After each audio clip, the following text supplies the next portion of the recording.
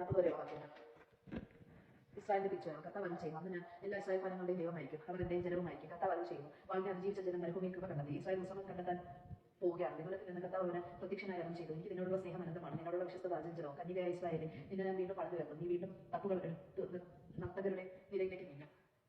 സമരിയ പർവ്വതങ്ങളിൽ നീ വീണ്ടും മുന്തിരിത്തോട്ടങ്ങൾ നട്ടുപിടിപ്പിക്കും. കൃഷിക്കാർ കൃഷി ചെയ്ത് ഫലം അനുഭവിക്കും. എഴുന്നേൽക്കുക, സിയോനിലേക്ക് നമ്മുടെ ദൈവമായ കർത്താവിന്റെ അടുക്കലേക്ക് നമുക്ക് പോകാമെന്ന് എഫ്രൈം മലപ്രദേശങ്ങളിൽ നിന്ന് കാവൽക്കാൻ വിളിച്ച് പറയുന്ന ദിവസം വരും. കർത്താവ് അരുളി ചെയ്യുന്നു. യാക്കോബിനെ പ്രതി സന്തോഷിച്ച് ആനന്ദിക്കുവിൻ, ജനതകളുടെ തലവനെ കുറിച്ച് ആഹ്ലാദം മുഴക്കുവിൻ. കർത്താവ് തന്റെ ജനത്തെ ഇസ്രായേലിൽ അവശേഷിച്ചവരെ രക്ഷിച്ചിരിക്കുന്നു എന്ന സ്തുതി പാടുവിൻ. ഞാൻ അവരെ ഉത്തരദേശത്ത് നിന്ന് കൊണ്ടുവരും, ഭൂമിയുടെ അതിർത്തികളിൽ നിന്ന് ഒരുമിച്ച് കൂട്ടും. അന്തരം കൂടുതലും ഗർഭിണികളും കുട്ടികളും തുടങ്ങിയവരും ഉൾപ്പെട്ട ഒരു വലിയ കൂട്ടം നയിക്കുക. കണ്ണീരോടെയാണ് അവർ വരുന്നത്, എന്നാൽ ഞാൻ അവരെ ആശ്വസിപ്പിച്ച് നയിക്കും. ഞാൻ അവരെ നീരൊഴുക്കുകളിലേക്ക് നയിക്കും, അവരുടെ വഴി സുഖമായിരിക്കും, അവർക്ക് കാലിടറുകയില്ല. എന്നാൽ ഞാൻ ഇസ്രായേലിന്റെ പിതാവാണ്, എഫ്രൈം എന്റെ ആദ്യ ജാതൻ. ജനതകളെ കർത്താവിന്റെ വചനം കേൾക്കുവിൻ, വിദൂര ദ്വീപുകളിൽ നിന്ന് പ്രഘോഷിക്കുവിൻ. ഇസ്രായേലിനെ ചിതറിച്ചവൻ അവരെ ഒരുമിച്ച് കൂട്ടുകയും ഇടയൻ ആട്ടിൻകൂട്ടത്തെ എന്നപോലെ പാലിക്കുകയും ചെയ്യുമെന്ന് പറയുന്നു. കർത്താവ് യാക്കോബിനെ വീണ്ടെടുത്തിരിക്കുന്നു, ബലിഷ്ഠ കരകളിൽ നിന്ന് അവരെ രക്ഷിച്ചിരിക്കുന്നു. വാഗ്ദാനത്തോടെ അവർ സിയോൻ മലയിലേക്ക് വരും. കർത്താവിന്റെ വിശിഷ്ട ദാനങ്ങളായ ധ്യാനം, മീൻ, എണ്ണ, ആടുമുടകൾ എന്നിവയാൽ അവർ സന്തുഷ്ടരാകും. അവർ ജലസമൃദ്ധമായ തോട്ടം പോലെയാവും. അവർ ഇനി ഒരിക്കലും ദുഃഖിക്കുകയില്ല. അപ്പോൾ കന്യകകൾ നൃത്തം ചെയ്ത് ആനന്ദിക്കും. യുവക്കൾ കൂടുതലും സന്തോഷചിത്തരാകും. ഞാൻ അവരുടെ വിലാപം ആഹ്ലാദമാക്കി മാറ്റും, അവരെ ദുഃഖമാക്കി സന്തോഷിപ്പിക്കുകയും ആശ്വസിപ്പിക്കുകയും ചെയ്യും. ഞാൻ പുരോഹിതന്മാരെ സമൃദ്ധി കൊണ്ട് സന്തുഷ്ടരാക്കും,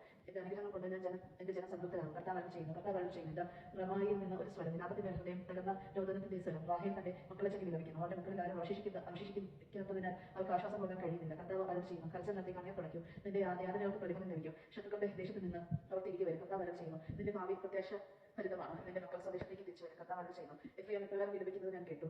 അങ്ങ് എന്നെ ശിക്ഷിച്ചു, മുഖം വയ്ക്കാതെ കളത്തിക്കുന്ന പോലെ അവിടുന്ന് എനിക്ക് ശിക്ഷണം നൽകി. എന്നെ തിരികെ കൊണ്ടുവരണമേ, മടങ്ങി വരാൻ എന്നെ ശക്തനാക്കണമേ. അവിടെ നിന്നാണല്ലോ എന്റെ ദൈവമായ കർത്താവ്. എനിക്ക് വഴി തെറ്റിപ്പോയി, ഇപ്പോൾ ഞാൻ അനുഭവിക്കുന്നു. തെറ്റ് മനസ്സിലാക്കിയപ്പോൾ ഞാൻ നാളെ കരഞ്ഞു, ഞാൻ ലജ്ജിച്ച് തല താഴ്ത്തി. യൗവനത്തിലെ ഭാരം ഞാൻ ഇപ്പോഴും വഹിക്കുന്നു. എഫ്രൈം എന്റെ വാത്സല്യപുത്രനല്ലേ, എന്റെ ഓമനക്കുട്ടൻ. അവന് വിരോധമായി പെരുമാറുമ്പോഴെല്ലാം അവന്റെ സ്മരണ എന്നെ ലഭിക്കുന്നു. എന്റെ ഹൃദയം അവന് വേണ്ടി തുടിക്കുന്നു. എനിക്ക് അവനോട് നിസ്സീസ്യമായ കരുണ തോന്നുന്നു. കർത്താവ് അരുളി ചെയ്യുന്നു. കൈച്ചുണ്ടുകളിലും വഴികാട്ടികളിലും സ്ഥാപിച്ച് നീ കടന്നുപോയ വഴി നന്നായി മനസ്സിലുറപ്പിക്കുക. ഇസ്രായേൽ കന്യകയെ മടങ്ങി വരിക, നിന്റെ നഗരങ്ങളിലേക്ക് ഓടിയെത്തുക.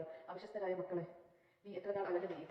കർത്താവ് ഭൂമിയിൽ ഒരു പുതിയ സൃഷ്ടി നടത്തിയിരിക്കുന്നു, സ്ത്രീ പുരുഷനെ പരിപാലിക്കുന്നു. പുതിയ ഉടമ്പടി. ഇസ്രായേലിന്റെ ദൈവമായ സൈന്യങ്ങളുടെ കർത്താവ് അരുളി ചെയ്യുന്നു. യൂദാദേശത്ത് മുതലെ പട്ടണങ്ങളിലുള്ളവർക്ക് വീണ്ടും ഞാൻ ഐശ്വര്യം വരുത്തുമ്പോൾ നീതിയുടെ പാളയമേ, വിശുദ്ധ പർവ്വതമേ, കർത്താവ് എന്നെ അനുഗ്രഹിക്കട്ടെ എന്നവർ പറയും. യൂദായിലെ അതിന്റെ നഗരങ്ങൾക്ക് കർഷകരും ഇടയന്മാർക്ക് ഒരുമിച്ച് വസിക്കും. ക്ഷീണിതരെ ഞാൻ ശക്തിപ്പെടുത്തും, ദുഃഖിതരെ ഞാൻ ആശ്വസിപ്പിക്കും. അപ്പോൾ ഉന്മേഷവാനായി ഞാൻ ഉണർന്നു, എന്റെ വർഷം സുഖകരമായിരുന്നു. ഞാൻ ഇസ്രായേൽ ഭവനത്തിലും യൂദാ ഭവനത്തിലും മനുഷ്യർക്കും മൃഗങ്ങൾക്കും സന്താനപുഷ്ടി ഉണ്ടാകുന്ന കാലം വരുന്നു. കർത്താവ് അരുളി ചെയ്യുന്നു. ഞാൻ അവരെ പിഴുത് എറിയാനും ഇടിച്ചു തകർക്കാനും നശിപ്പിക്കാനും തകിടം മറിക്കാനും ശ്രമിച്ചതുപോലെ അവരെ പണിതു ഉയർത്താനും നട്ടു വളർത്താനും ശ്രമിക്കും എന്ന് കർത്താവ് അരുളി ചെയ്യുന്നു. പിതാക്കന്മാർ പച്ച മുന്തിരി തിന്ന് മക്കളുടെ പല്ലിനെ കുളിച്ചു എന്ന് ആ നാളുകളിൽ അവർ പറയുകയില്ല. ഓരോരുത്തരും അവനവന്റെ അകത്തെ നിമിത്തമാണ് നയിക്കുക.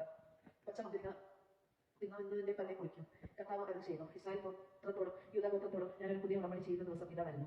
ഞാൻ അവരെ കയറ്റിപ്പിടിച്ച് ഈജിപ്തിൽ നിന്ന് കൊണ്ടുവന്ന നാളിൽ ഇവരുടെ പിതാക്കന്മാരോട് ചെയ്ത ഉടമ്പടി പോലെ അയക്കുകയില്ലാതെ ഞാൻ അവരുടെ കർത്താവായിരുന്നിട്ടും എന്റെ ഉടമ്പടി അവർ ലംഘിച്ചു. കർത്താവ് അരുളി ചെയ്യുന്നു. ആ ദിവസം വരുമ്പോൾ ഞാൻ ഇസ്രായേലുമായി ചെയ്യുന്ന ഉടമ്പടി ഇതായിരിക്കും. ഞാൻ എന്റെ നിയമം അവരുടെ ഉള്ളിൽ നിക്ഷേപിക്കും, അവരുടെ ഹൃദയത്തിൽ എഴുതും. ഞാൻ അവരുടെ ദൈവവും അവരുടെ ജനവുമായിരിക്കും. കർത്താവിനെ അറിയുക എന്ന് ഇനി ആരും സഹോദരനെയോ അയൽക്കാരനെയോ പഠിപ്പിക്കേണ്ടി വരികയില്ല. അവർ ചെറുപ്പം എന്നെ എല്ലാവരും എന്നെ അറിയും എന്ന് കർത്താവ് അരുളി ചെയ്യുന്നു.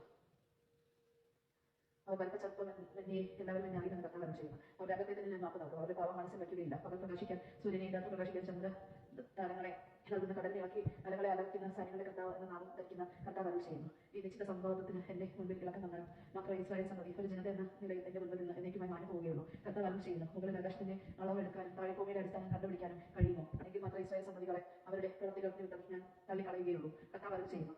ഖനാൻ ഗോപുരം മുതൽ ഓർക്കവാട വരെ വീണ്ടും കർത്താവിന് നഗരം പണിയുന്ന കാലം വരെ അത് കർത്താവ് അരുളി ചെയ്യുന്നു. നഗരത്തിന്റെ അതിർത്തി നരോഗ് കുന്നുവരെ നേരെ ചെന്ന ഗോവയിലേക്ക് തിരിയും. മൃഗശരീരങ്ങളുടെയും ചാരത്തിന്റെയും താഴ്വരയിലും കെൻദ്രോൺ അരുവി വരെയുള്ള വയലുകളും കിഴക്ക് അശ്വകവാടത്തിന്റെ മൂല വരെയുള്ള സ്ഥലവും കർത്താവ് പ്രതിഷ്ഠിപ്പിക്കും. ഇനി ഒരിക്കലും അത് നശിക്കപ്പെടുകയില്ല. ദൈവജനമായി കേട്ടത് ദൈവത്തെ സ്തുതിക്കാൻ ക്രിസ്ത്യാനിക്ക് സ്തുതി.